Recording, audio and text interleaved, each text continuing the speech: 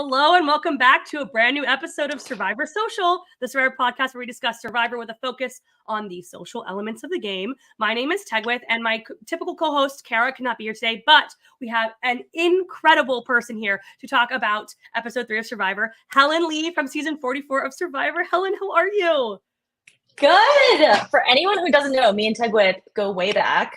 We went to college together. We did. So this is a little college plus Survivor reunion, which is very incredible. I'm like so happy you're a first guest of the season, and so the fact that it's you, it just like makes my heart swell with joy. I'm like so excited to talk. What an honor! Oh my goodness! Talk about it with you. Me too. A question to start off. Would you consider yourself a mermaid dragon, Helen? I think I'm a mermaid. I think my funniest. So I watched this episode yesterday with a group of friends, and one of my friends goes, like, when Banu was making that comparison, he was like, "Wait, the top half is a mermaid? Isn't that just a human?" Like, I said the exact same thing. I think it's so funny. Like, I love it anyway. I think it's so good. I love Banu. Banu is so good. I love his energy.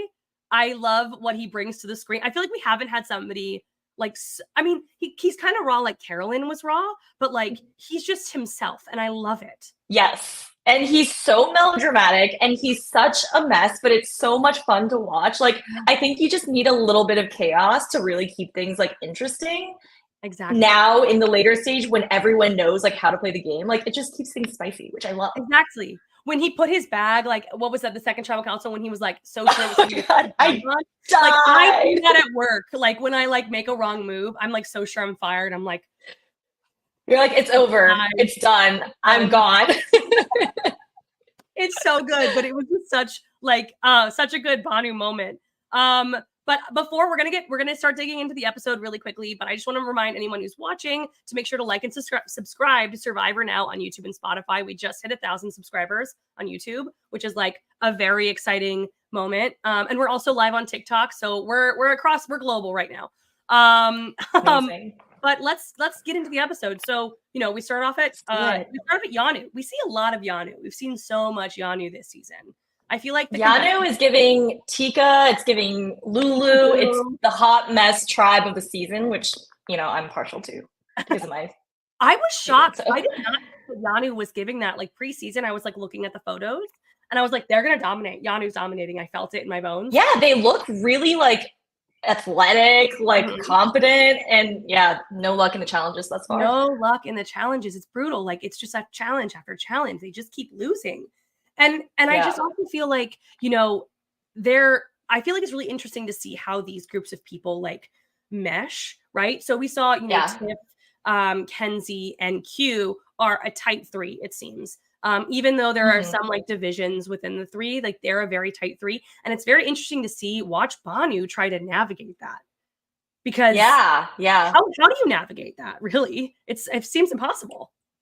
It's tough, and you see him kind of implode, right? Like he's literally shouting to the heavens, praying to God, like, I need a miracle. He knows he's on the bottom. It's not like it's a secret. And it's really tough because I think, I don't know, some people might try to make inroads and he's just like making it very clear and saying, I'm desperate. Like, please scoop me up and use me because otherwise I have no choice.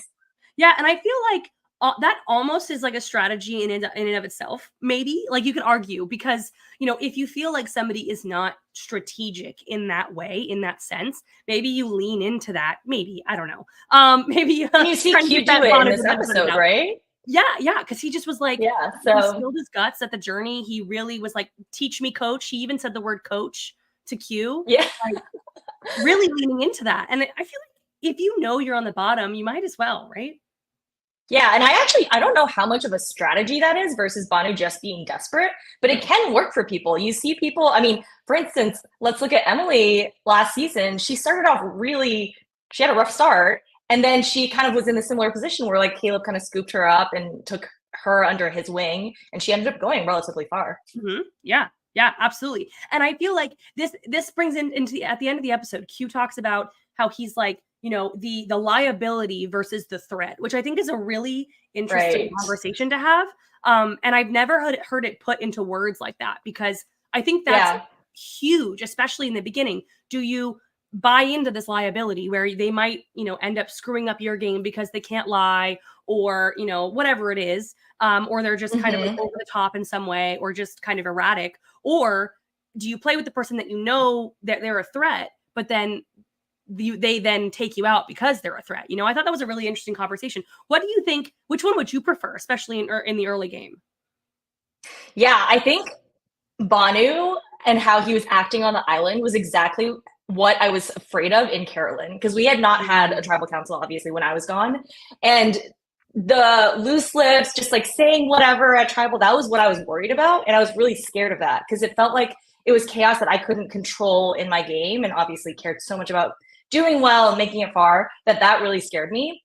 But honestly, I think Q had a really good point, because you saw, I mean, I feel like there are a lot of parallels with like Q and Banu in this episode with Caleb and Emily in last season, where they both are like in the dominant alliance. They don't have any reason to kind of reach down and take this person under their wing, but they're aware that they want to keep their options open and this person's going to be loyal to them.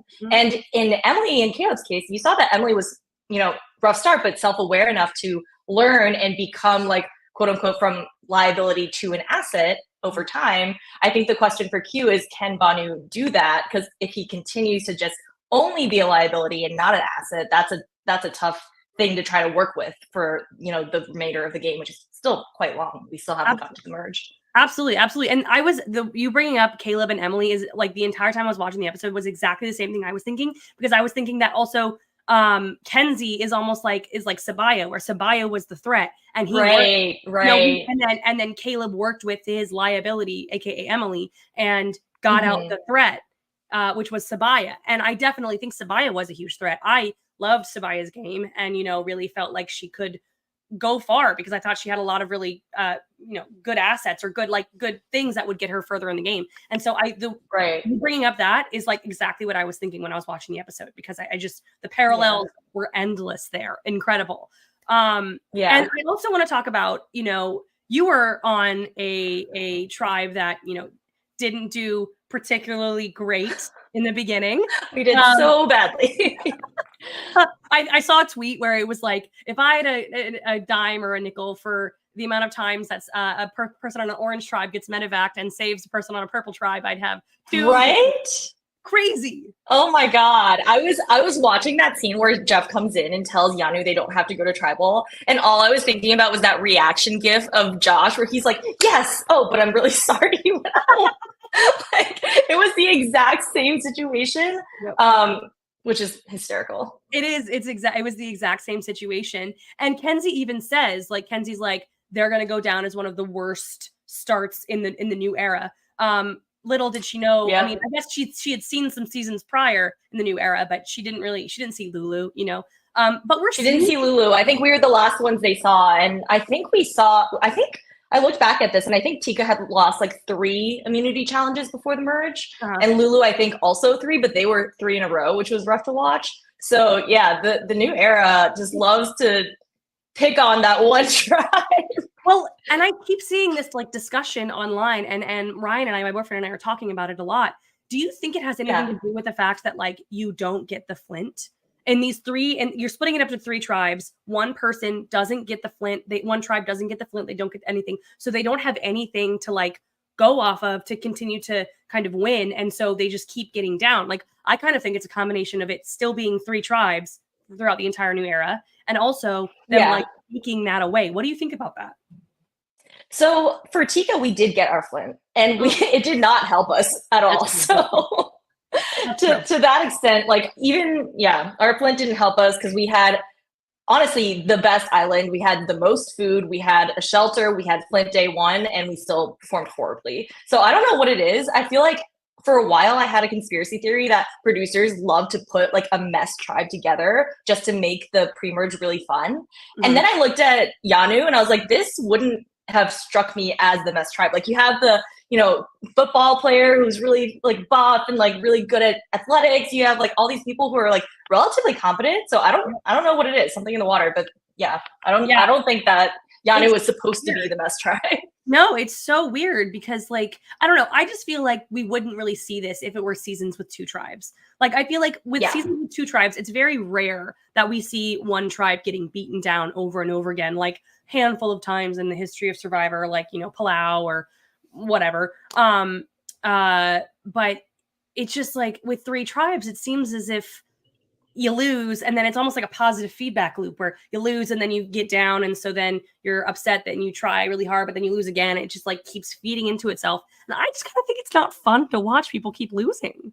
It's sad. It's not. And I went into this episode convinced that Siga was gonna lose. Me too. Because I was like, why in the world would they do this like 4 days ago flashback with like Jem finding the Beware advantage if that wasn't gonna be relevant this episode? And it was not relevant this episode. So I don't know why they did that editing trick, which like generally I like it when producers do fun editing like that, but I feel like it was kind of like for no reason this episode.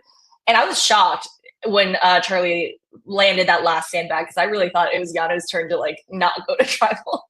Literally same. And also the title of the episode is Wackadoodles Win. And so we're like, right. That like 5 minutes into the episode, and we literally go, oh, so we know Yanu's winning because you just said Wackadoodles Win, so it must mean Yanu's winning. We were wrong. Yanu lost. But I was certain. I totally agree with you with that. That was so funny. Speaking of more about Yanu, how did you feel? This was something that's really stuck out to me in the episode. Q called Banu his Philip. How would you react to somebody calling you Philip to your face? I thought that was so funny because the fact that first that he said that was hilarious, because like if you are doing a Boston Rob Philip comparison and you're calling the other person the Philip, like I feel like most people would be like, what the hell? I don't want to be your Philip. But that just goes to show like how desperate poor Banu was, because I feel like he was like, okay, yes, like whatever you want me to be, like, yes, I'm your, teammate, I'm your Philip, whoever you want me to be, I'll be for you. Because he has no one there. So it was, yeah, exactly. So that was hysterical because I can't believe he got away with it. I had to rewind and be like, did I hear what he just said? Because I get what people like are like, he's my JT to my Steven, or he's my Steven. Right. Like they're like on equal footing where you can, like be like, this is a partnership. Yeah. But for him to be like, oh, I'm gonna be the boss and Robin boss you around and you're my Philip like deputy is insane to say. That was and that whole segment was really interesting to me. I don't know if you noticed this, but as someone who's not been on the island, I really liked that segment of them being at that water well, because Banu talked to Kenzie and Banu talked to Q. It almost felt like that was like, obviously it was edited, but it felt like it was like real time almost, because they were like the same kind of sun was out. They didn't change outfits. They were there talking. It was almost like Kenzie and Q switched places. And I really liked that moment, because as someone who's not ever been out on the island, it's kind of interesting to feel like maybe that's what it might feel like, being at the water well and having these very different conversations with people. I thought that was a really fun, like interesting editing thing that I noticed, which I don't really feel like we see that often. It's usually like highly edited, I think, but I liked it.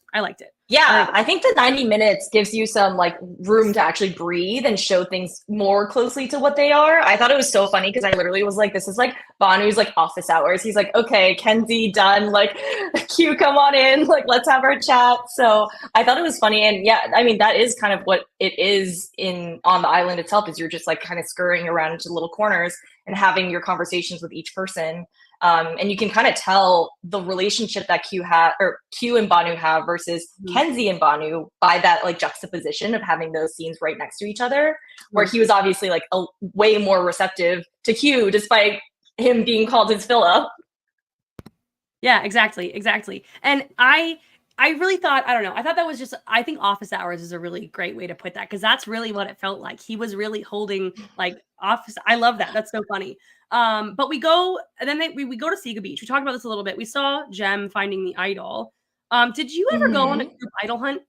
Well, I guess you guys had a Oh, yes. So we went on a group birdcage key hunt, which is essentially the same thing. But yeah, we did. We had like a couple awkward days in the first few days where everyone wanted to be hunting, but we still didn't want to be like the first person to break away from the pack. So in those, like, I want to say like maybe 1 or 2 days, it was really hard to get away from the whole tribe because everywhere we'd go, we'd be like, okay, we're all gonna go to the water well. We're all gonna go get tree mail. But eventually, like we literally were just like, okay, you know, we're all looking for this thing. Let's just like abandon all pretenses. We're all just gonna look at once. And Charlie said that he felt like it was a very fake thing. Did you feel like it was fake, like looking together, or do you think people were actually, like when you did it, were people like actually looking? People were actually looking, but I think there's like a lot of undercurrents of what's happening because it's not just an idle hunt, right? Like it's not just, oh, I'm going to try to cover as much ground and find as, you know, look in as many trees as I can. Like there's a lot of undercurrents of who are you looking with? Who do you have almost like guarding who? Like at this point in the game, I thought I was really closely aligned with Sarah and Carson. And so I was very aware of like, hey, if Jam is going over there or, you know, Carolyn's going over there, like, let's make sure one of us is with them. So if they find something, we know about it. So there's a lot of undercurrents of like the different dynamics going on in the tribe as well. I think Venus like touched on this a little bit where she was like, you know, it's not just the idle hunt, but you're also like kind of keeping an eye on the people next to you. And I remember very clearly, like, there's this massive tree that I think is like maybe, I forget which beach it is on the season, but there's this massive tree that was right behind our bird cage. And so we'd be like climbing all over it. And Carolyn climbed like right in the middle of it and was looking for idols. And I obviously didn't know that Carolyn and Carson were like super tight. So I was like, oh, Carson, like keep an eye on her. And that was when she was like, oh, there's a snake up here. Carson's deadly afraid of snakes. And he just like booked it the other way. And I'm pretty sure she found the idol like maybe a few minutes after that. Oh God, that's so funny. Oh my gosh. Yeah, I feel like I remember, I don't know why this is it sticks out to me so much, but that tree that was behind there, I just kept thinking like on your season, like I really want to climb that tree. I know that has nothing to do with the social gameplay of Survivor or anything at all, but I just really felt like that specific tree is like Tegwyth needs to climb that ASAP. Just so you should visit Fiji. It is so easy to climb and it's such a cool tree. It's like literally like so old and gnarled and there's so many branches. It's like massive. Like when I first walked into that clearing, I was like, is this like a prop? Like, how is this real? It's so cool. I love that. I just feel like I loved climbing trees as a kid. And so I just really feel like that is, I want to go back and rewatch this episode and see what beach that is, or what tribe is on that beach this time and see if anyone's climbing. But Jem found the beware advantage. I was so stoked about that. And I think she played it off really well. I think like she really didn't look at it, just really like put it in her pants really fast. And then she went and read it at the dark in the dark. Now here's the thing I don't think she did very well. I don't like where she put the box. I don't remind me where she put it. She like it was in the dark. She dug it up. She realized it was locked, and she walks back to camp. She's like in the path. Like the path to camp, there's like a branch, like fallen tree or like branches. She like sticks it. She doesn't even dig it anywhere. She sticks it underneath the branch, like pushes like leaves in front of it. And I don't know if she moves it or anything, but I'm like, why didn't you dig that? And I'm really worried for her because, and the next time on Survivor, we saw people like saying like, oh, it's a mad like craze trying to figure out what this thing is, but we don't see what the thing is. And I'm worried that people Yeah, that's I mean, I think what probably happened is she probably was like paranoid about being discovered away from camp because people wake up. It's not a great sleeping environment, right? Like people wake up all the time at night. So I'm sure she was just like, okay, how can I like quickly, you know, I've already been away from camp X minutes. How can I quickly like make sure that this is hidden and come back to camp before anyone notices? I'm sure that's what was going through her head. But like, yeah, that is very dangerous to leave like a little covering of leaves over this like precious box that you need to guard with your life. Yeah, and I'm really worried. Well, I hope that we see that she like re-hit it or something and that it's actually nothing. But I'm like very worried about that. But like speaking of sleeping arrangements, we see Master Builder Hunter. Hunter the Builder. Oh my God, I'm obsessed with Hunter. I think he's so cool. Oh my gosh, built that bed. Tevin called it the Tempur-Pedic bed. But then we also see him building right? We see him building all of those puzzles. Carson 2.0. Oh my God. And like full scale massive ones too. Yeah. I'm very impressed by that. Like I don't know anything about woodworking, so I think that's like the most magical thing that he can just do that and has done that. And the fact that he uses them for like his kids that he teaches, I think is just so sweet. So I'm enamored with Hunter. I think he's fantastic. I think he's amazing too. And I think it's so funny. I think it might be a law that all science teachers have to be big Survivor fans, because my science teacher in high school was the biggest Survivor fan. I think I've said this once or twice on the podcast before, but he gave us if we guessed the season of Survivor or the winner of Survivor correctly at the beginning of the season, if we got our winner pick right, we got an A+ grade, test grade added to our GPA. What? Did not happen, I know it did not happen the entire time I was in high school, but it was like, I think it was like Negro, it was like the mid-20s, like the dark ages. Were the seasons when I was and I was just that's dedication, is that he was watching that intently then. Yeah, he, it's science teachers, you are required by law to love. Yeah, I feel like Bob Crowley's also like, is he history or is he science? I think he's science. Yeah, I could be wrong, but I think he's science. It's a law somewhere that if you are a science teacher, you have to be obsessed with Survivor and somehow bring it into the classroom. Yeah, I mean, I would have died for my science teacher to bring those challenges into our classroom. Like, we did not do anything that fun in my classroom. But do you have any like teachers that like love Survivor, or how did you get into Survivor, by the way? I got into Survivor at Dartmouth. It was my freshman year, and I never watched Survivor growing up or anything like at all before college. And I remember, freshman fall, everyone's like trying to make friends and like find their people. And I became friends with this group of this like floor that wasn't mine, like a different freshman floor. And it was like freshman fall, like maybe like September or something like that. And they were like, we're gonna do a Survivor draft because it was season 25, Denise's season, that was airing. And they were like, because this guy on Survivor went to our school. And I was like, oh, who? And it was Malcolm. And so I'd never seen this show. Like, it was like, okay, I'm in, I guess, because like, sounds fun. I want to make friends. And then literally, like, I think everyone stopped watching except for me and like 2 other people. And I was just obsessed, and then watched like everything before and everything after since then. That's incredible. No, when I found out that Malcolm went to Dartmouth, I freaked out. I like did a Google search. I learned all about him at Dartmouth, and I was like, I just thought that was the coolest thing ever. That like Malcolm, who has even been referenced on. I know. His legacy lives on. So he's for sure the most successful Dartmouth Survivor player that we've ever had. So for those of you who don't know who are watching, both Helen and Claire from 44. I went to college right in between the two of them. Which I think is funny. So that must have been a mind blown thing when you saw our cast, right? No, that was you were crazy. Like, I know 2 of these people. I saw the rumor cast. I didn't know Claire beforehand. But for some reason I had heard the rumor. I hadn't heard the rumor that you were on. I'd heard the rumor that Claire was on. I think Claire came to a Survivor thing or whatever that I was at. And so I talked to her a little bit. And so I heard that. And so when I saw the leaked cast or the rumored cast, I was going on, I was like, wow, that girl looks a lot like Helen. And I was like, oh my God, her name's Helen too. That's crazy. And then, like, what are the odds? What a coincidence. Looks exactly like Helen. Her last name is also Lee. And that's crazy. And turns out it was you. And I'm pretty sure I was at work, and I threw my phone, walked, and I did a block.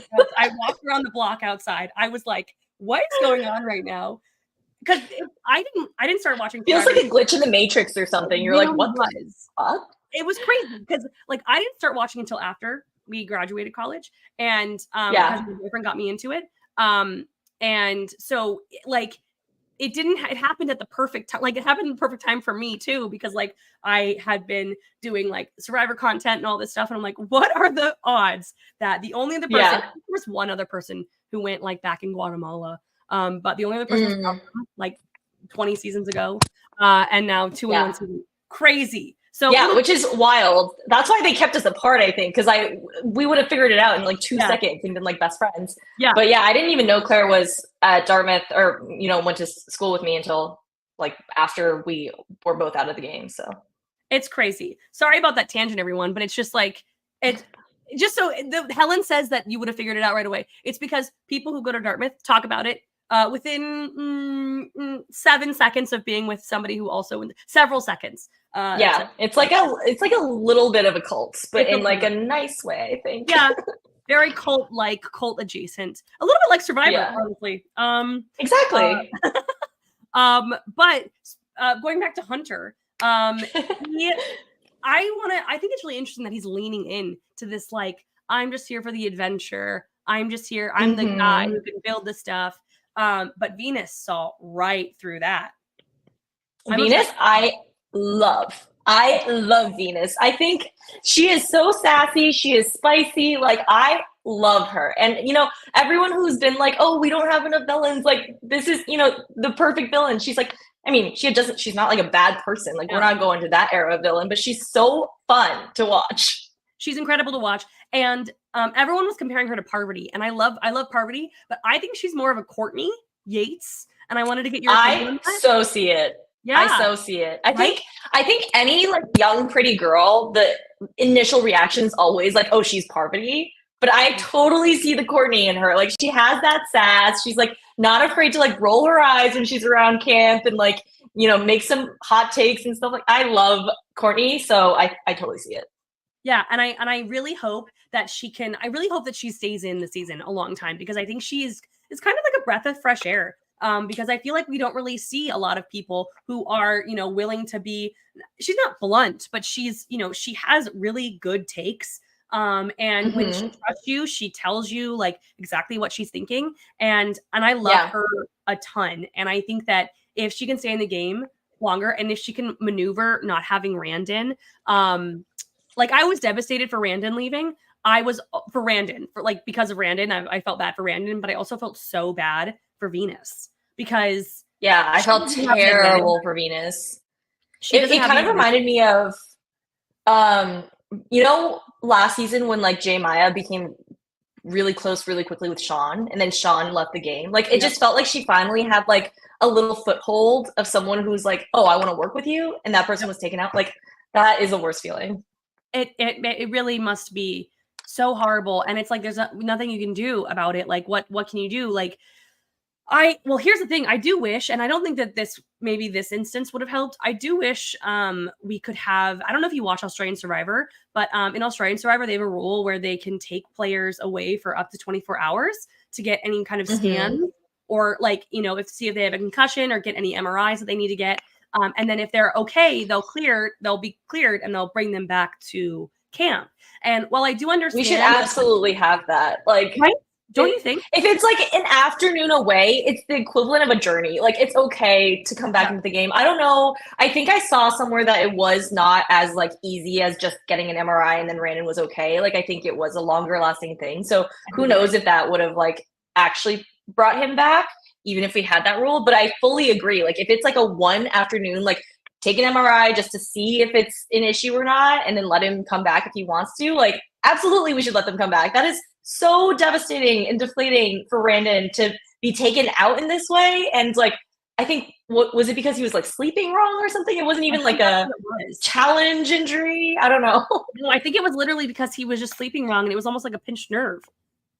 Oh God, it's so devastating, because there's just like, you know, there's so much that leads up to you going on Survivor, and the casting process is so long, and the pregame is so long, and for that to end that way is just like very heartbreaking to me. Yeah, it's honestly, I was devastated by the ending, and it's very interesting though. I mean, we talked about it a little bit at the beginning, where, you know, it's very devastating. We went to, what's the Orange Tribe's name? Tika? No, that was Nami. Nami. Go to Nami, they're devastated, they're so sad. But then we go to Yanu, and, you know, they're very sad that Randon is hurt, but they all get a new like lease on the game. And it's very interesting, the like dichotomy of Survivor, right? We usually see it with somebody getting blindsided, or, you know, gameplay wise.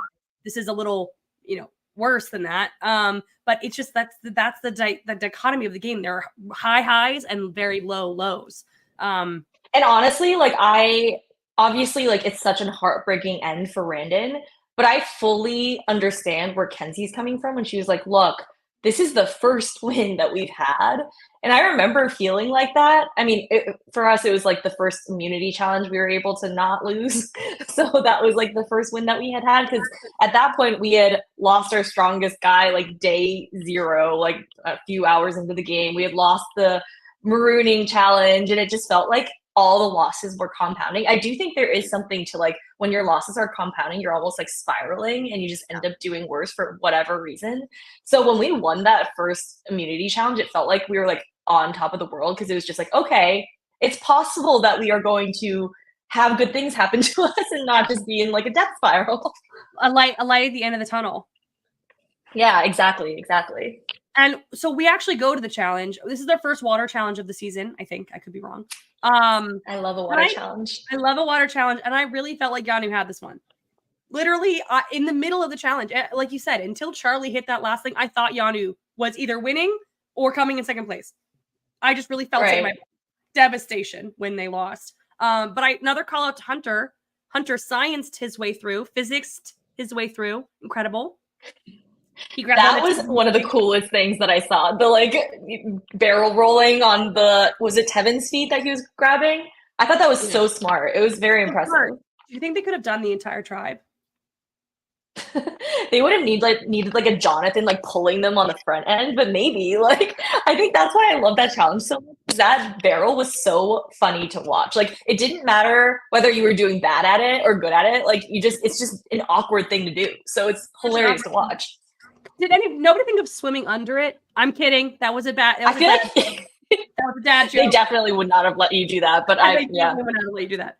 That would. I think it would be so funny to see somebody try to do that, and then Jeff be like, "What are you doing? Yeah, what do you think you're doing here? That's not what we're here for." I would do that just to get that reaction from Jeff, just to see if they would add it into the season because I love a sassy Jeff. Yeah, he said he's bringing his edge back, so. I honestly haven't seen it yet. Have you really seen it? Not much. Not too much. I think a little bit at Tribal, he's starting to be a little bit more like, all right, like, what does this mean? You know, when he was talking to like Banu at the Yanu Tribal, he's like, so like what you're saying is, you know, when Banu was like, okay, it's time to vote, Jeff. Right. So we do see it a little bit, but I want it at the challenge. I think it's so much fun. Yeah. But sorry, everyone. I'm coughing. I'm getting over a cold, so I'm coughing a little bit. So I'm sorry about that. Feel better. I'm much better. But I'm sorry if I have a break of coughs. But you know, we see, you know, Yanu lose again. And very sad. And Q is so hard on himself. Q is like, I lost this for us. I did this. Yeah. He almost was like, I got to go out of the game, which I think that was more of a reaction to him not doing well, but not like his truth. Like, I don't think he wanted to actually leave. Well, his big thing is like, you never quit, right? So I feel like I agree with you. I think he was just emotional in the moment because, I mean, he was like a competitive athlete. And I feel like losses hit really hard. Yeah. And he talked about like in high school, like, you know, a similar thing had happened and things like that. So I think that was his reaction. But like, I would have been shocked if he actually was like in that space for more than like 30 minutes. Yeah, I agree. And can I also just say that thing where he said he fumbled the football and then there was a write-up in the newspaper? What? That is so mean by the local paper. What? He is a high school child and you are writing about that in your local. That's traumatic. That is so traumatic. He's not a professional athlete. I know. I'm like, what is this town paper? They need to find better news to write about, not like this poor high schooler who fumbled a football one time. I mean, I was like, I literally paused the episode and they went, who would do that to a child? Because I mean, he might be 18, but come on. That's ridiculous. But you know, he was, like I said, very hard on himself. But then we go on the journey. How do you feel about journeys? Are you yay or nay on journeys? I think it really depends on what they do at the journey. I think there's like, I liked watching the first one much more than I liked watching this one. And I think the big thing for me is you have to give players agency on these things. And I liked that, you know, there obviously is some chance, like with the Maria, Jelinski, Tevin one, you drew a card and that was random, but then you decided what to do with that, right? Like you had the pros and cons of like, oh, do I like mess up my relationship with these two versus, you know, get an advantage versus whatever it is. I did not like this one because there were no choices to be made. Like everything was just random and everything was forced. Like you couldn't, unless I'm getting this wrong, I don't think you could choose not to play the game, right? I think you're right. If you had the blue dice. I think if you had the blue rock, then you had to do it. Yeah. But the edit made it seem like they could decide that they wanted to or they didn't want to. But like, I really felt like what they read was like, if you draw blue dice or draw a blue thing, you have to go do it. Right. Which just, I hate that. Like there was a similar thing our season for the journey that Sarah, Matt, and Lauren went on where like they had to draw out of this bag. They didn't have a choice.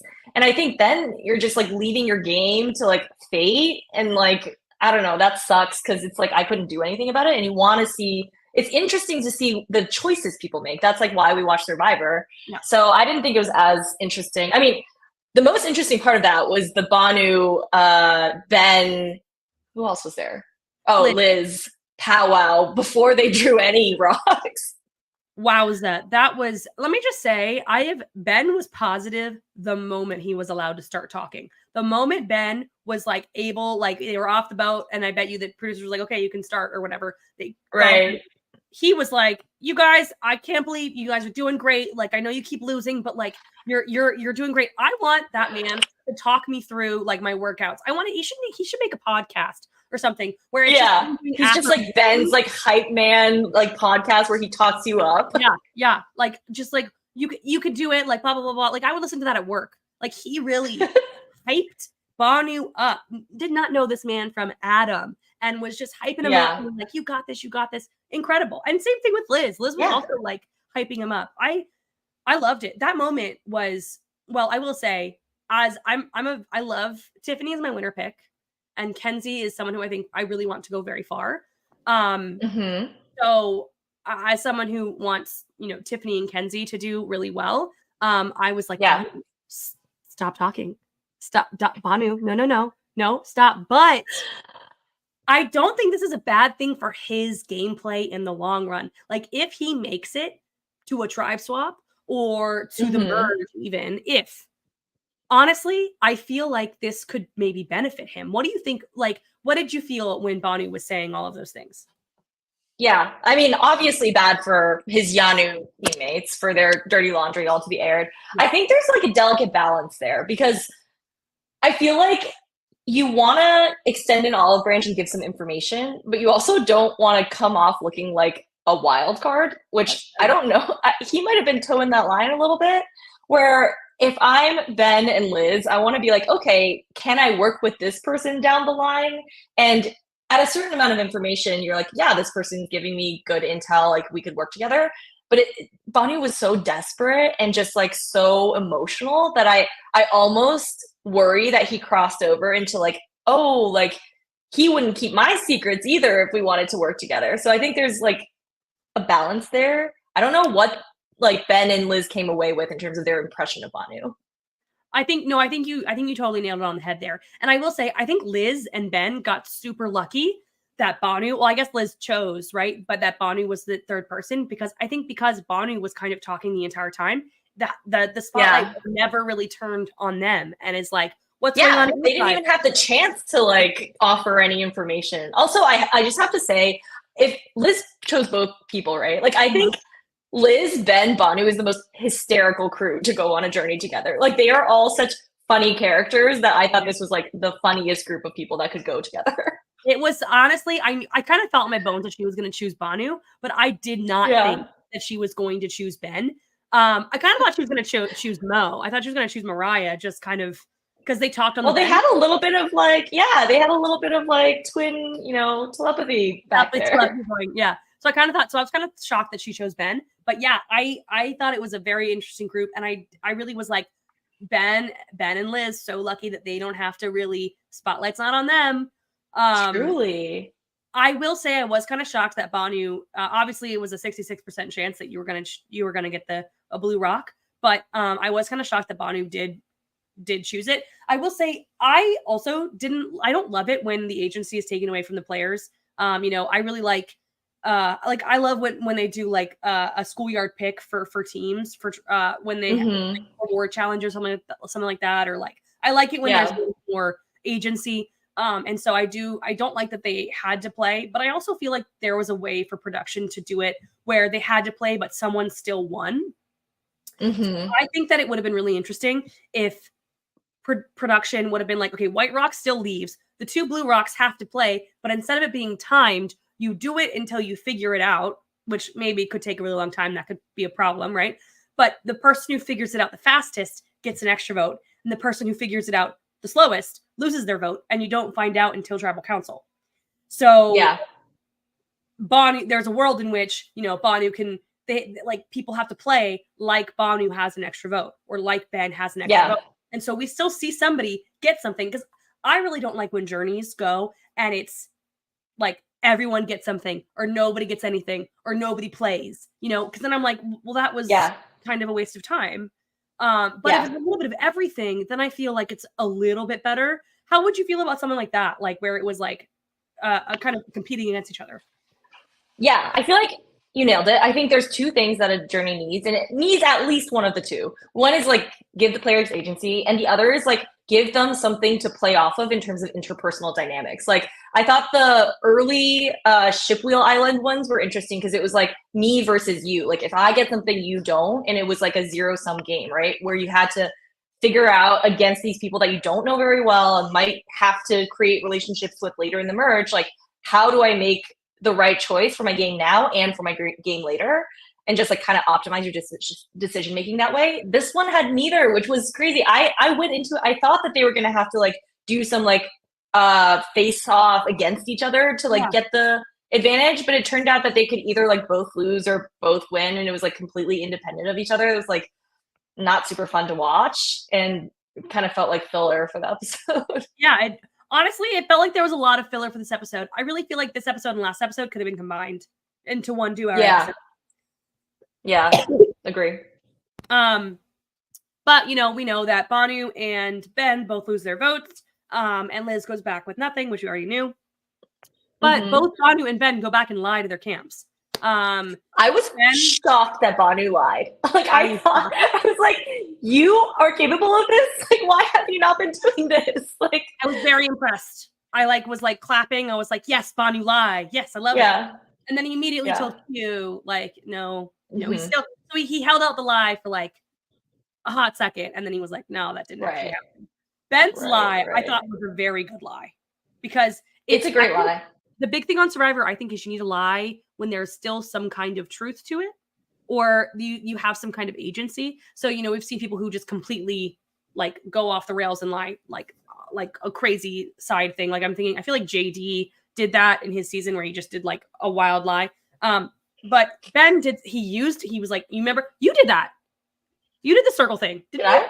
Oh, yeah. I don't know which one he was talking about. I didn't know if he was talking about the triangle one or the spinning one, but whichever way, he had like some kernel of truth to base it off, to be like, oh yeah, it was like that, but this, which is the good one. Different. And his thing was a cube, so it was like kind of truthful because things were cube.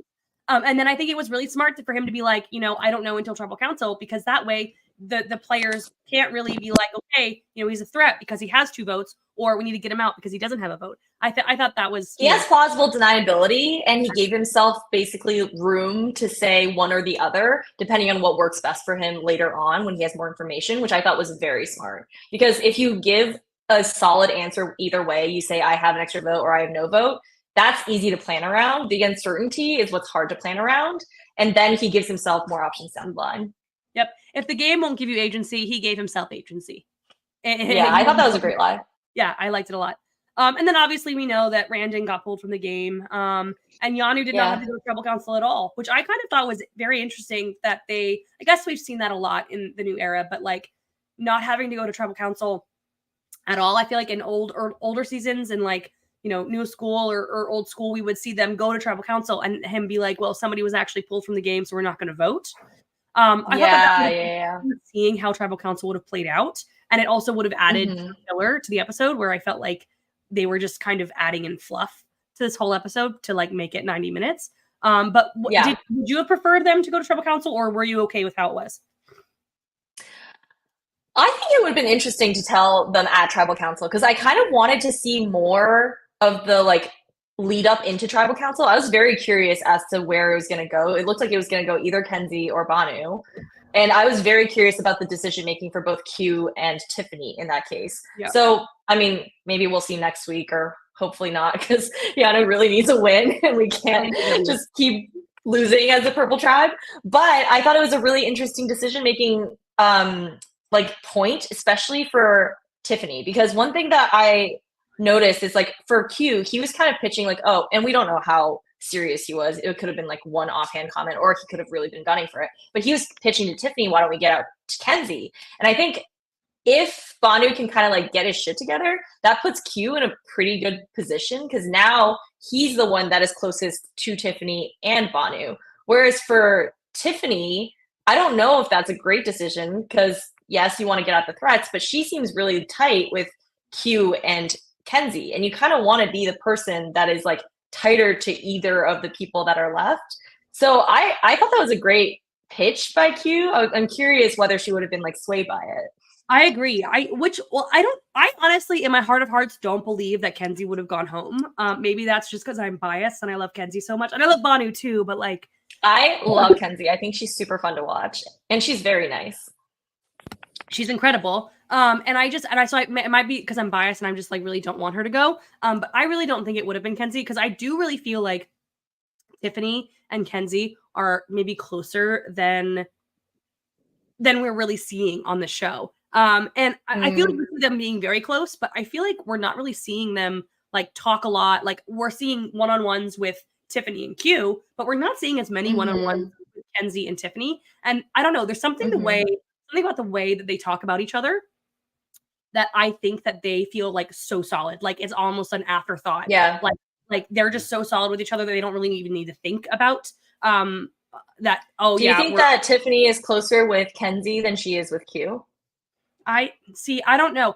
I think she's closer. I think Tiffany is closer personally and maybe more strategizing with Q slightly more. Maybe because, we don't really see, what do you think about that? Like, do you think that she's closer with Kenzie or Q? Because I don't know. I think we kind of only see it filtered through people's perspectives, right? And I think the thing that I noticed is like when Banu was explaining, I think everything about Yanu to Liz and Ben, I think, didn't he say something around like, oh, Q and Tiffany are a pair and then Kenzie's like the mastermind and like running around and doing all this stuff. So at least from Banu's perspective, it sounds like he thinks that Q and Tiffany are the duo.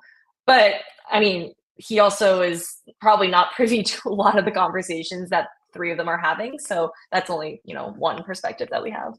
Yeah, I think that's a very good observation. I think you're totally right that like, I forgot about that he was saying that Q and Tiff were like the duo and then Kenzie was the one behind the.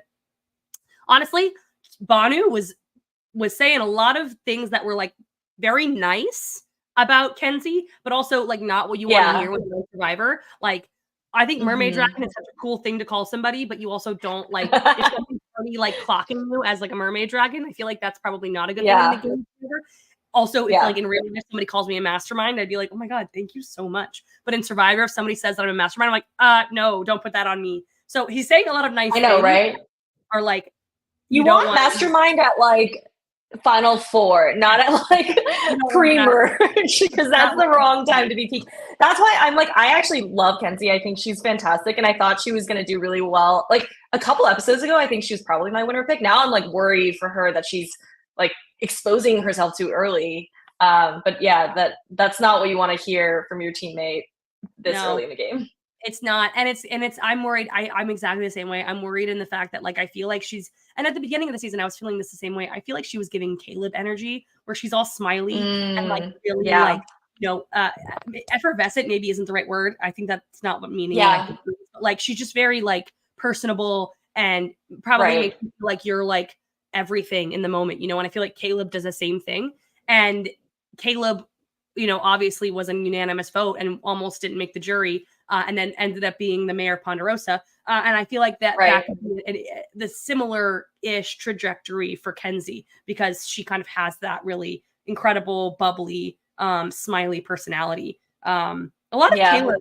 Yeah, Survivor seems like a weird place now where the meta game is like you can't even like seem like you would be good at the game, because that will screw you over like far before you can get far enough to actually be good at the game. So yeah, I totally see that comparison. You see a lot of Kenzie like having one-on-one time and like very like deep connections with her tribe mates, like comforting Banu, like hanging out with Jess and all this stuff that I feel like you haven't seen necessarily with the other Yanu tribe mates. Yeah, absolutely. And I think Yanu, and I'm really sad that Yanu's doing so poorly, but I'm also really happy that we're getting a lot of time at Yanu's camp, because like when they go to Tribal Council, you're going to get more time with them, because I think they're a really interesting bunch of people. Well, I feel like if Survivor casts really interesting people, so like I feel like if we were spending time at any of the tribes, I would feel the same way. But like they're really fascinating people, and I don't know, it's just like I love seeing them interact on screen. I don't like that they keep losing, but I do like having them on my TV screen.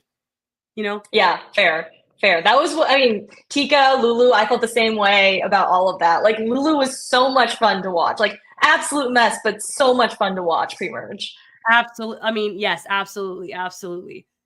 Before we go into the commercial, is there anything else that you want to just hit on really quickly that we didn't talk about in the episode? We're going to get to some after the commercial. We're going to get some questions that we have from the fans, and then obviously we're going to do our little awards ceremony. But is there anything else that you want to hit in the episode that we didn't cover? I think we covered most of it. I will just say I think Hunter's bed is maybe the most impressive piece of construction that we've seen on the island since Boston Rob was constructing his like palace on the Islands of the Idols. So I was very impressed by that. Like I've used that machete before. It is so dull and like blunt. I don't even know how he like had the dexterity to like make those cuts. Like that was very cool. And then I will also say I'm like pleasantly surprised by Q, because I didn't expect him to be the kind of person to like reach out to those on the bottom. And I think we've seen him do it like over and over again. Like he was like kind of nurturing Jess and being like, okay, like, maybe we can like get Kenzie instead. And he's kind of doing the same thing with Banu now too. So I've been really liking watching Q. I think he has such a funny way of like intonating when he talks in confessionals, but he's been really fun to watch. I totally agree. I was feeling the exact same way. Like I was like, I wonder how he's gonna, I felt the exact same way. I was very worried that he wasn't, gonna mesh, like bring the people up or whatever, but he's the one that's really like reaching out, and like, he was the one that was like, can I also just say, I know this is not this episode, Q lying to Jess, the way Q lied, that take notes, being like, give me the idol back. Give it back. If you don't want it, I was like, my jaw dropped. I was like, that man did it perfectly. That man that's how you lied. Like incredible. But Q is really like definitely someone who I pardon me, love. While I cough, let me go to a commercial break. Let's go to commercial. My name is Jonah Fielko, and I'm the CEO of Bracketology.tv, fantasy sports for reality television. We offer fantasy games for shows like The Bachelor, Survivor, Big Brother, RuPaul's Drag Race, and counting. You start by creating a community. Within your community, you can create a fantasy league for each show that you want to play fantasy games for. Within the league, you can choose up to 3 of our 4 game types, and our most popular is the Advanced League. Choose a team of contestants, and depending on what they do and say during the episode, that's how your team will gain or lose points each week. We also have elimination-style games like our Confidence Pool. This is where you choose how confident you are that each contestant will survive elimination that week. And we've also got March Madness-style brackets.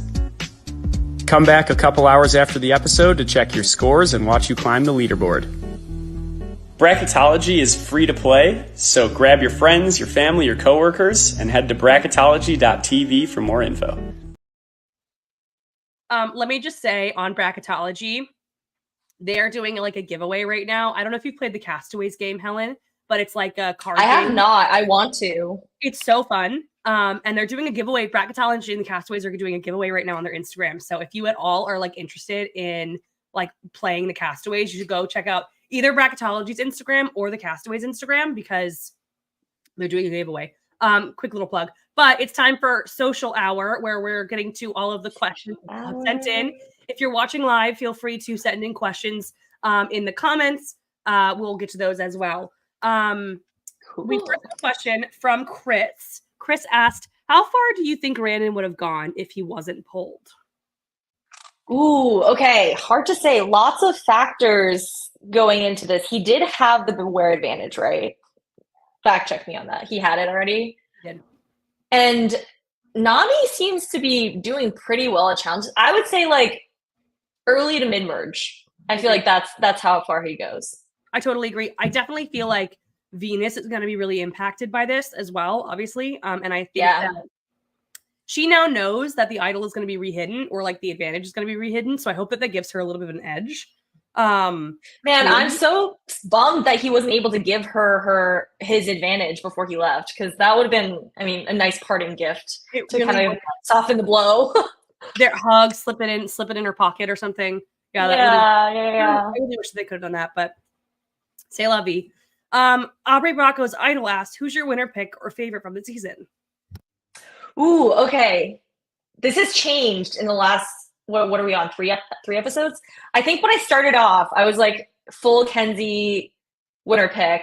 Now I'm a little nervous for her because it seems like her threat level is like quite high and it's early in the game. So can I explain my winner pick? Okay, favorite of the season. I am obsessed with Hunter. I think he's so fun to watch. I think he's like very wholesome and I just love that. Like I think he's a sweetie boy. But my winner pick, I'm between two people.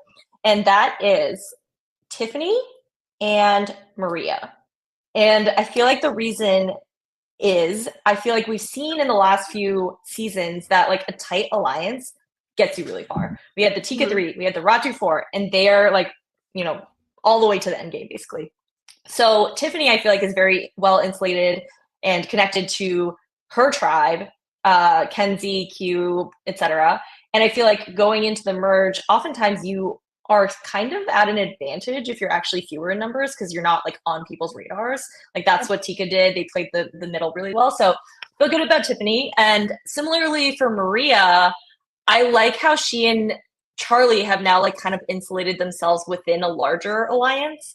So they have like the 4 girls plus Charlie, and they have their like little duo. And Maria also just seems like a badass. So I'm between the two of them. I will go Tiffany because I'm a purple tribe loyalist, but those are my top 2.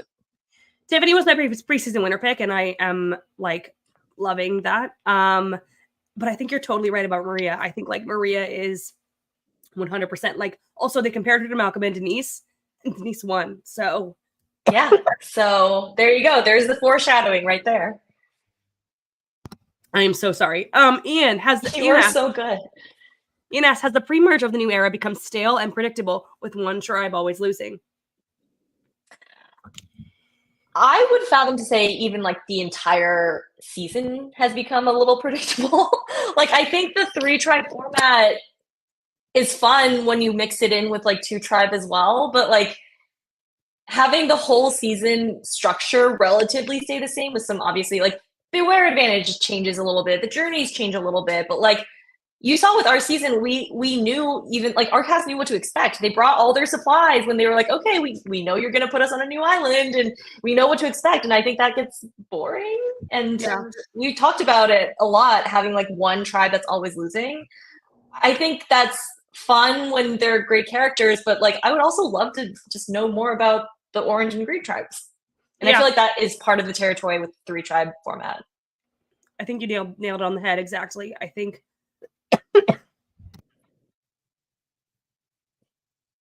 you poor thing, Tegwyth. I was so good all day. Well, not all day, but like most of the day, I was like, I am good to go. Like halfway through, damn, really, I got so close. But I totally agree. I will read the questions to myself if you need a break. I promise. Go get a cow prop or something. I just got one, and I'm like already feeling better. But I totally agree. Like I think like they need to just change it up. Like if the players can guess what's going to happen, that's when it gets less interesting. You know what I mean? So I think you're totally right. This question is for you, Helen. Chris asks, Helen, if you were on a tribe in 40, or if you were on a different tribe in 44, how would you have done? How do you think you would have done? Okay. Well, I obviously would have won the entire season. I'm like delusional. So in my head, I'm like, yes, if I was on any other tribe or anything had gone slightly differently, I would have done really well. But I do think there's like, I mean, that always exists for every single player that's ever voted out of Survivor, right? You're like, oh, if this little thing changed or if this little thing didn't happen, I would have won the season or I would have gone to the merge or whatever it is. So I do think I would have done well, but that is all I agree. fantasies in my head. I think you would have done well too. You're my winner pick, so you were my winner pick for a reason. Like Helen is. I'm gonna talk Helen up for a second. Helen is, and I obviously knew her going in, so like I kind of knew. Obviously, I didn't know how you were gonna play Survivor, but I know how you are. Right. Helen is really kind, really funny. She gets along with people really well. So I was like, I feel like she's gonna hit it off with her tribe really well. But then I also know that you're really smart. And so, like, I'm like, I feel like she's got all of those things lined up. And I think that you're also, you're not someone who is like the loudest person all the time. So I feel like we're going to go under the radar enough to where you were going to make it like, if you were on a tribe that lost, you weren't going to be the one that was going to be like, oh, we know that, you know, she's smart or we know that she's social or whatever. And so I really felt like, honestly, and I think if you were on a different tribe, you were on the tribe where being loud was like benefit. It's not that you're not loud, but like being like Carolyn and Jam was like beneficial. And you know, and so I feel like if you're on another tribe, I really do feel like you would have gone very far. That is so kind, Tegwyth. You were so nice. I mean, say that. I stand by my winner pick. I really do. Like, I stand by it. You shouldn't. I was second out, but I would do it again. I would do it again. Another question for you that's kind of similar but different. Helen, how far do you think you got? 44 was two tribes instead of 3. I also think that would have benefited me because I think it's really hard to hide in a 3-tribe season, and especially with Tika, with Bruce going out so early, like 5 people. Sarah didn't have a vote. There's like only so many options that are on the table. And to your point, Tegwyth, I think our tribe was one where like having the big personality very much swayed where the 5 people were going to go. Whereas like if you have a bigger group, I think calling more attention to yourself can maybe hurt your game a little bit more. And I'm someone who like more easily goes like under the radar, go with the flow, like, you know, just like with the general populace. So I feel like that would have been helpful to me because it just would have given me more options to work with. Like I think very quickly on Tika, I don't think Carolyn ever wanted to work with me and Sarah. And that was like day one. I think she just like didn't like our vibe or whatever it was. And that when you have that like off the bat, that's like 1 out of 4 of your options, right? That you can't work with. So I think just having more options makes things like way more dynamic, and it makes it more interesting to watch too. Because it's like, oh, actually I have a great relationship with these 2 people, but also that one person I really like. So like, how am I going to like navigate this? I think that would have been better for my game personally.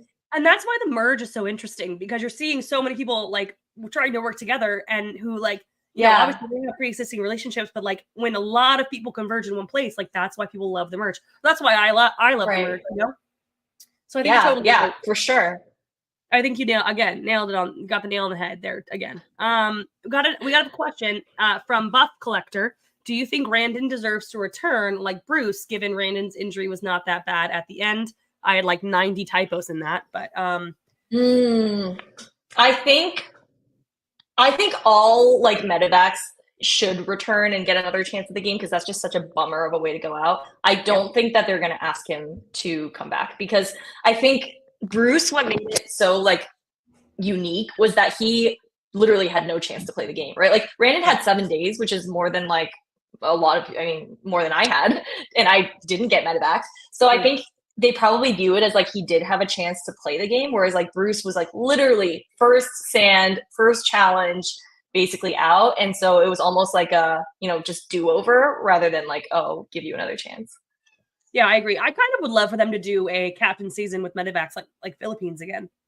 You know, that was the first season I watched. Because that was what? It was Philip and then like other people who had been medevaced, right? Was it Philip? How many? No, it was Russell, but not Russell Hantz. It was right, Russell Swan. Russell Swan, and then Scoopin. And then who shall not be named. He shall not be named. And then what's his name? Who I love. My ass. What is his name? Penner. Oh, Penner. I love Penner. I'm obsessed with Penner. Like, no joke. Had a huge crush on Penner watching that season. So as you should. I mean, because he's incredible. Yeah. I would love. Oh my god, bring Penner back. 2024. Bring Penner back. He is the best narrator Survivor has ever had. Like, I loved his soliloquies. My hot take. Oh, okay. So this is kind of a question going forward, but so this somebody asked, JBR Tech asked, does Jeff Probst needs to retire? It appears he doesn't have it anymore. I don't think he needs to retire, but I do think once Jeff does retire, I think Penner is a really good person to take up the mantle. I think Penner would be I don't hate that take. I think that's a great take. Penner's a great narrator. He's like a great, I mean, he was on TV, right? Like, so he has that like host experience. I think he would be really fun. He would be so fun. He would be so fun. Yeah. And yeah, he was an actor. He's a writer. He like does all these things, and he's just like, he has that like witty repartee that he had. If he has it with Jeff, he could have it with like other players. Like, I think everyone's Colby, Boston Rob. No, Penner. That's my. But do you think Jeff should retire? I think he's fine. No, I think he's fine. And I think that like Survivor fans are a little bit spoiled without realizing it, because Jeff Probst cares about this show so much. And he has been doing this for so long. And it is very impressive to me that like every time he talks about anything Survivor, every time he's in an interview or he's doing the podcast or you see him on the island, he's like, you can feel the like passion radiating off of him. And obviously, like, you know, he's been running the show for 20 plus years. There's obviously going to be like popular decisions and unpopular decisions that just like is par for the course. But for us to have a producer, a host that cares this much about the show and is willing to like experiment and make sure that the show evolves alongside like the rest of society, I think it's like a very rare thing. Like, you look at some of the other shows and you're like, they are not doing half of what Jeff Probst is doing. So maybe he's lost like a little bit of edge. I still think he's got some mileage in him. So I don't want him to retire. I don't think that Survivor would have lasted this long at all if Jeff Probst was not as at the mantle. Like, I'm shocked that Big Brother has. I'm not going to lie. I don't watch Big Brother. I watched Big Brother for the first time last season because Sari was on it. Literally the only reason why. Yeah.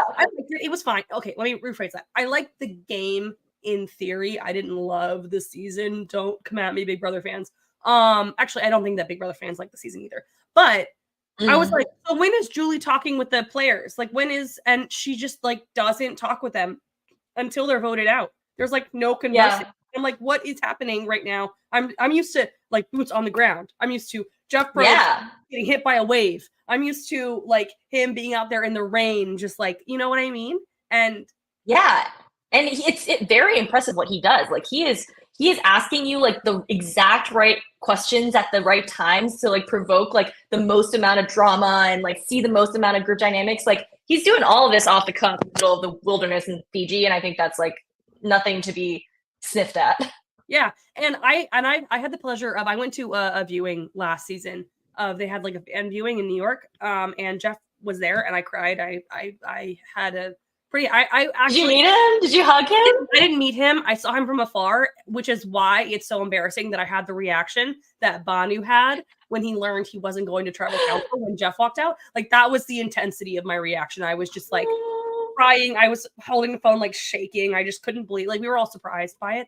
But he like got up there and was talking, and it was just like, it was exactly Jeff Probst, but in real life. Like, it was like what we see on our TV screens. That's just who he is. He is always like that, and it's wild. Like, the funniest thing is the first time sorry, go ahead. He cursed a little bit more in real life, but I was just about to say that was the most shocking thing to me when I first met him. I was like, wait, you swear? Because obviously we don't see him swearing on TV. Yeah. So when he said like a swear, I was like, whoa.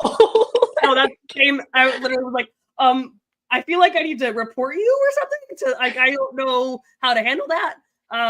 Yeah.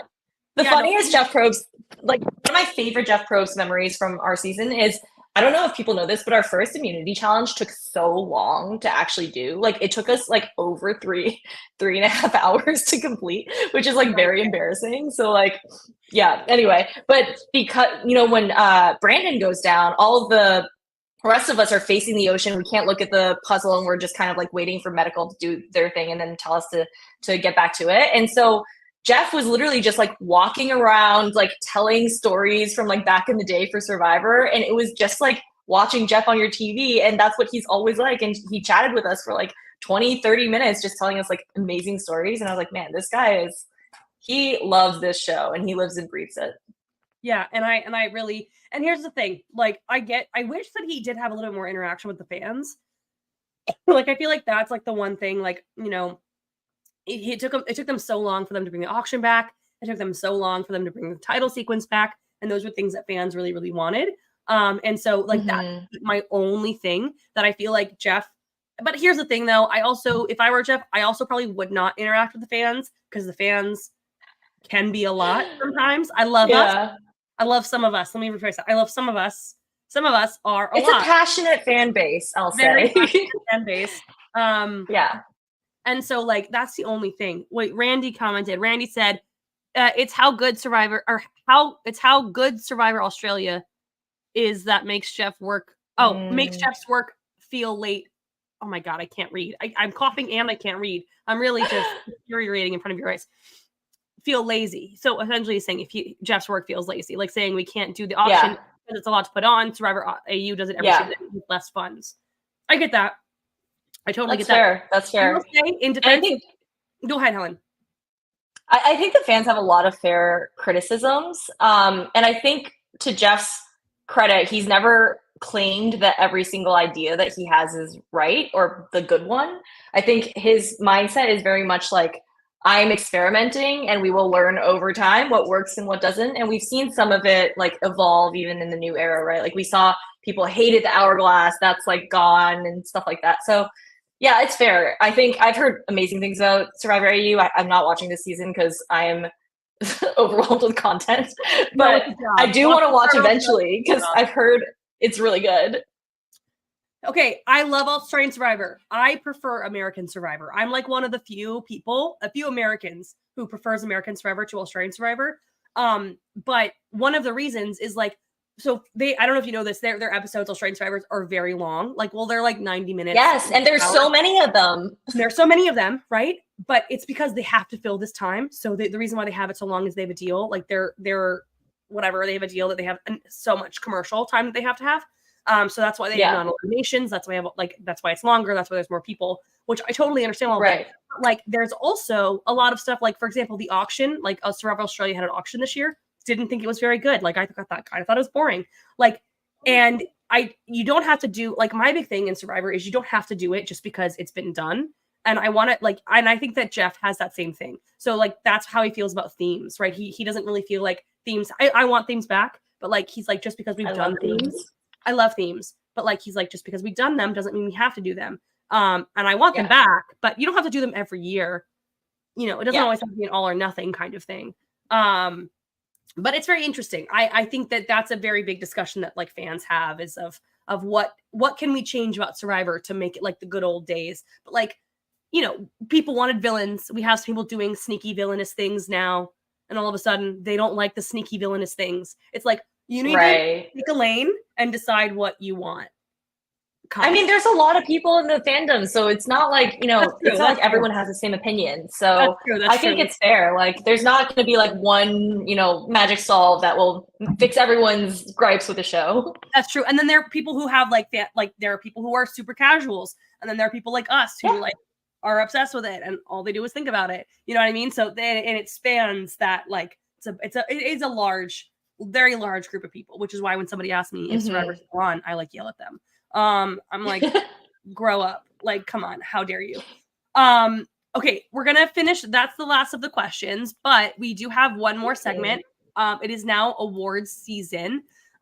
So we have to give out our Social Butterfly Award for the episode.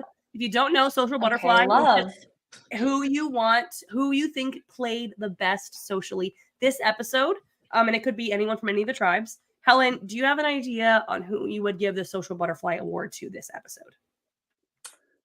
Yes, I do. I thought about this in advance. I came prepared because Tegwyth told me that we'd be doing this. And my Social Butterfly Award, I think, will go to Q because he was the only one of the Yanus trying to make anything happen with Banu. And I think that if someone's on the bottom, you should always try to make some inroads with them because you don't know what's going to happen, right? There could be a swap tomorrow. Banu could become reformed, like best player ever, go the Emily arc and just like totally crush the rest of the game. And like, you want that person to feel like they have a connection to you. So I will give mine to Q for that. I think that's a really great one. I'm pretty sure I've given it to Q the last 2 episodes because like, I think he's just been, well, maybe last episode. I think I gave it Reigning King. He's incredible. He's so good. I was kind of thinking, I kind of wanted to think like, I think Q did a lot of things really well this episode and I almost gave it to him again. But when he was saying like, I don't really want like that edit, obviously that probably was like probably a trumped up edit of him being like, you should just vote me out. But I just felt like, I don't know, something was kind of off there. The person who I think was really interesting, and we haven't seen it, we've seen some of him. I think Ben did really well with Liz and Banu. And obviously we don't have a lot of time on the either of the 2 tribes, but I just think that like if Banu stays in the game, Banu is going to see Ben as somebody who like he can work with or reach out to. And I don't think it's very difficult. Like I think in that moment you just needed to show some kindness, show some empathy. And I think Ben did that. And I think Liz did it too, but like Ben did, I think, slightly louder. And I really think that like, so I almost gave it to Q, but I was like, you know what? Branch out a little bit. Don't give it to another Yanu Tegwyth because I didn't give it to like the last 4 times. So I've decided I think I'm going to give it to Ben. So Q and Ben. I like that. I know that they were really sitting on the edge of their seat wondering who was going to be the social butterfly. So I know. Sorry to everybody else. You know, there are other Sorry to everyone else. I like that pick a lot. I think you nailed it. Like I think he did a great job of like making inroads with Banu when he saw that he just wanted like a friendly face and someone to like talk him up. So I thought he did a great job. And I think he's like hysterical because he's like a walking like SNL skit. He's like everything's like that does not rock or that does rock. That shreds. I love him. He's incredible. He's so good. So funny. So that's everything. Thank you everyone for tuning in. And Helen, thank you so much for chatting about the episode and coming on the. Of course, this was so much fun. Helen, where can people find you? Is there anything? Can they find you on social media? Is there anything that they can? Where can people find you? Yeah, they can find me. I think my Instagram handle is Helen_Li, so very easy there. And then I'm also on Twitter, Helen Li, but minus the second E, because my name is maybe one of the most common names in the entire world. So you can find me there and come chat with me. Incredible. Well, just as a reminder, everybody, Stock Watch is going to be tomorrow at 2 p.m. and Got Something For You is going to be on Saturday at 3 p.m. So tune into those 2 streams if you're interested. Also, remember to like and to subscribe to Survivor Now on YouTube and Spotify. Again, Helen, thank you so much for coming on the pod and talking about episode 3 with us. See you next week and stay social, everybody. Bye. Thank you.